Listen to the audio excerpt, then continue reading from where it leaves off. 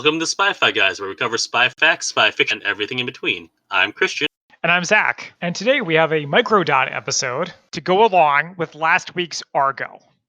Ooh, all right, what do we got? November 1979, the same month that the events of the movie began with the seizing of the U.S. Embassy, 50,000 pilgrims have gathered to worship at the Grand Mosque in Mecca, Saudi Arabia. Okay. Following the Hajj, one of the 7 pillars of Islam. As the Imam prepares to lead the faithful in prayer, a man seizes his microphone, but his intention was not to correct him and say who actually had the best album of the year. I'm going to let you finish. Okay. Right. His name was Juhayman al-Utaibi, and he declared that the Mahdi had arrived. His followers opened some caskets they had brought with them to reveal handguns and rifles and other weapons. The Grand Mosque seizure had begun. Wow. So you may be asking, who is this al-Otaibi guy? Well, like his father and his grandfather before him, he was a resident of Saudi Arabia who was opposed to the Saudi government, kind of like Osama bin Laden. And he also, like Osama bin Laden, wanted a more hardline version of Islam to rule the country. So, you know, same old story that we've been getting with Islamic radicals. So Otaibi founded yet another separatist group named Beit al-Ikhwan. And his followers believed that al-Otaibi's brother-in-law was the Mahdi, aka the Messiah. No, that helps out context. Yeah. Thank you. Oh, sorry, the Mahdi is also known as the Redeemer, messianic figure. Okay. So their reasoning for why this particular guy was the Mahdi was the name of his father was the same as Muhammad's father. And they come from the same place. Okay. And if that is insufficient evidence to you, I don't know what to tell you. But the short version is these guys wanted to seize the mosque and they wanted to be in charge. Okay. So anyway, they pull out their guns, they chained the gates shut, and they killed 2 police. Who had been armed only with wooden clubs because guns were not allowed inside the holy site. The number of insurgents ranged between 400 and 500, including several women and child soldiers. Captured 50,000 hostages in the Grand Mosque, but realized they couldn't hold them all, so they released most of them, including 2 African-American converts who didn't speak Arabic and couldn't understand what the heck was happening. Oh, jeez. So they took a few hundred and they locked the remainder in the sanctuary, then took positions in the mosque and on top of minarets, which are towers outside of mosques that they use to broadcast the call to prayer. 100 Saudi cops tried to retake the mosque, but took heavy casualties and withdrew. Ooh. So according to one of my sources, Mark Hambley, a political officer at the U.S. Embassy in Jeddah and one of the Westerners who was aware of the situation, says the assault was brave but naive. They were immediately shot down, he says. The sharpshooters had very good weapons, very good caliber Belgian rifles.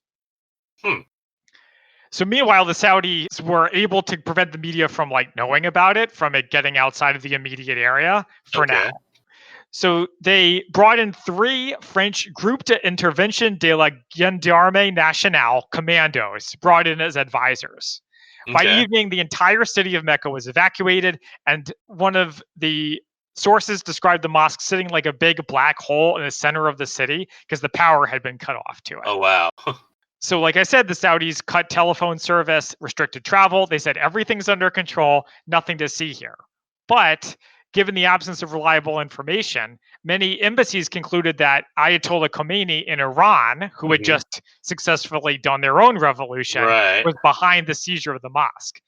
So Khomeini got on the radio and he said, "We didn't do it, but it is not beyond guessing that this is the work of criminal American imperialism and international Zionism." What? So, in other words, the usual suspects. But unfortunately, this led to anti-American demonstrations throughout the Muslim world, including the burning up the whole thing of U.S. embassies in Islamabad, Pakistan, and Tripoli, Libya. So meanwhile, a leader of a local university wanted all these Muslim scholars to get together, try to help diffuse the situation, which you think would make the situation better, right? Maybe. No, because the Saudis got nervous because they take their responsibility of being the guardians of Islamic holy places seriously. And if they needed help from a bunch of bookworms, it made them look bad. So they were like, no. And they said the first order of business was to get the approval of a council of Islamic religious leaders together to get permission to engage in lethal violence inside the Grand Mosque. Oh. Well, because remember how they weren't even allowed to have guns before? Right, yeah. But they needed special permission to kill people there. Because before this, even plants couldn't be uprooted within the mosque without an explicit religious sanction. And eventually, what's called the ulama issued a fatwa allowing lethal force, which again reminded me of the Blues Brothers. Okay, so it went on for weeks, and there were massive gun battles on all three of the main gates of the mosque, including sniping from the towers, the use of artillery, military helicopters, even though the Saudi government said, officially, we're just going to starve them out. The insurgents aired demands through the mosque's loudspeakers, calling for the cutoff of oil exports to the United States and the expulsion of all foreign people from the Arabian Peninsula. On the third day of the siege, the wannabe Mahdi, al-Utaybi's brother-in-law, was killed.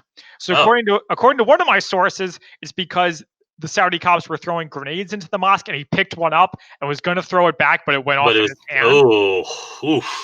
But according to the BBC, he was hit by gunfire. So they don't really know how he died. But regardless, he died.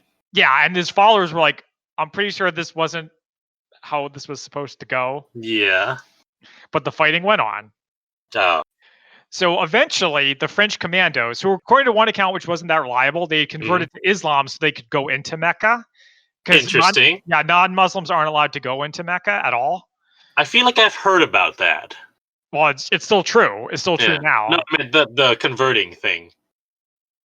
Oh, well, it seems to be a rumor. I couldn't find any solid proof that they had done that. That sounds vaguely familiar to me. Interesting. Okay. So maybe it was from a movie. So they came up with this plan where they drilled holes in the floor of the mosque and then fired tear gas canisters wired with explosives through the holes. Oh.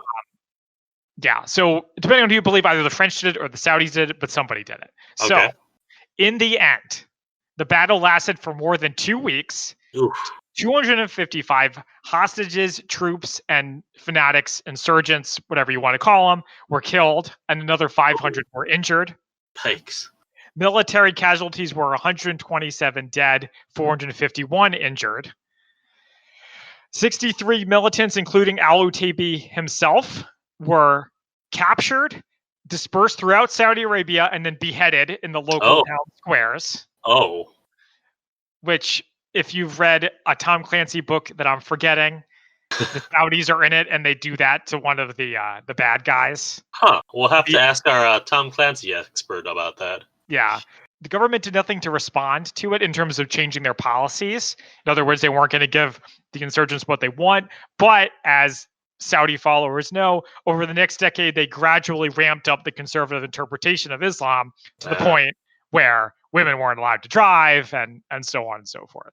Al-Utaybi remained an inspiration even in death to jihadists for years and decades to come. So my sources for this were Wikipedia, an article from Inside Arabia, the BBC, and a book where I first heard about this called Black Wave, Saudi Arabia, Iran, and the 40-Year Rivalry by Kim Gaddis. That is the story of the Grand Mosque seizure. Yeah, I'd never heard of this before, but that's it. And especially occurring around the same time as the events at Argo. That's fascinating. I had never heard of it either, and that would have been a heck of a movie. Certainly would have been a lot of action. Well, thank you for that, Zach. That was super interesting. You can find us on social media at the Spy-Fi Guys on Facebook, Twitter, and Instagram. Until next time, I'm Christian. And I'm Zach. And we are the Spy-Fi Guys, signing off. Thank you for listening to the Spy-Fi Guys. If you enjoyed our podcast, please be sure to give us a 5-star rating on iTunes. The theme song from this podcast is Mistake the Getaway by Kevin MacLeod from Incompetech.com. Licensed under Creative Commons by Attribution 3.0. Films, books, and television shows reviewed by our podcast are the intellectual property of their respective copyright holders, and no infringement is is intended. This is a personal podcast. Any views, statements, or opinions expressed in this podcast are personal and belong solely to the participants. They do not represent those of people, institutions, or organizations that the participants may or may not be associated with in a professional or personal capacity unless explicitly stated. Any views or opinions are not intended to malign any religion, ethnic group, club, organization, company, or individual. You can find our podcast on social media at The Spy Guys on Facebook, Twitter, and Instagram.